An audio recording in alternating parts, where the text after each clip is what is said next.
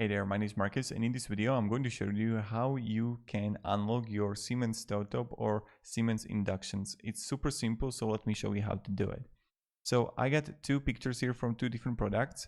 Now, first you're going to turn it on, and you need to find this button that you're going to have a key there that you have to press like 3 to 5 seconds. But what might happen is that you're going to have a Siemens induction or stovetop, then you're not going to find this button over key or like the key here that you would just like press it and hold it.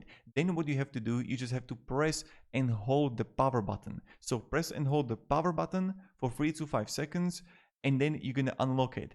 So you don't want to if you don't have the key. If you have the key, press and hold the key button. But if you don't have the key, press and hold the power button for 3 to 5 seconds when you're going to turn it on. And that's how you're going to unlock your Siemens induction or Siemens stovetop. So thank you very much for watching, and I hope this video helped you, and have a great day and goodbye.